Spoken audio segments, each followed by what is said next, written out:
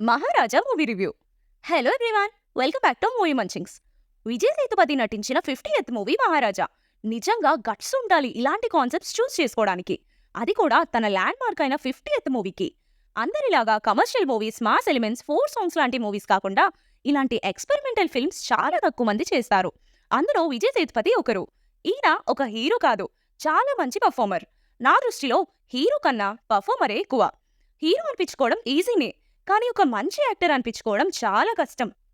మక్కల్ సెల్వన్ విజయ్ సేతుపతి. వా sir, super మీరు. మీలాంటి యాక్టర్స్ చాలా అరుదు.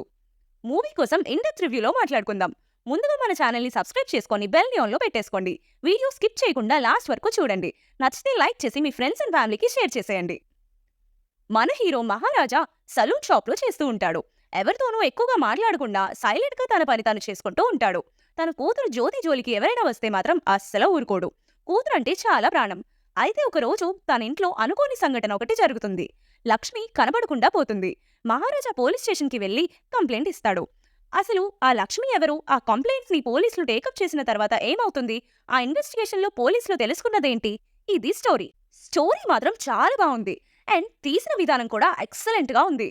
అసలు లక్ష్మి ఎవరు మనకి మూవీ స్టార్టింగ్ లోనే చెప్పేస్తారు. కానీ ఇలాంటి కంప్లైంట్ ఎందుకు ఇచ్చాడు అనే విషయం మాత్రం చివరి వరకు మనకి కూడా చాలా క్యూరియాసిటీ ఉండేలా చేస్తుంది. ఆ క్లైమాక్స్ లో వచ్చే చిన్న చిన్న ట్విస్ట్ లో మనం ముందే ఊహించేసినా కూడా డిసప్పాయింట్ అవ్వం. ఆ సీన్స్ చాలా బలంగా ఉంటాయి. ఎమోషనల్ టచ్ తో చాలా బాగా హ్యాండిల్ చేశారు. విజయ్ సేతుపతి క్యారెక్టరైజేషన్ మాత్రం చాలా బాగా డిజైన్ చేశారు. స్టార్టింగ్ లో ఇదేంటి ఇతను ఇలా బిహేవ్ చేస్తున్నాడు అనిపిస్తుంది, కానీ ఆ క్యారెక్టర్ లో ఎంత డెప్త్ ఉందో తెలియడానికి చాలా సేపు పడుతుంది.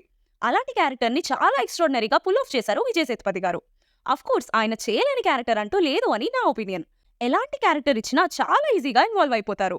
అండ్ రిమైనింగ్ సపోర్టింగ్ యాక్టర్స్ అందరూ బాగా యాక్ట్ చేశారు. మూవీలో బీజిఎం సీన్స్ తో పాటుగా వెళ్ళిపోతుంది. స్లో నరేషన్ వల్ల అక్కడక్కడ ఒక 5 minutes బోర్ అనిపించొచ్చు, బట్ మూవీ మాత్రం చాలా ఇంట్రెస్టింగ్ గా ఉంది.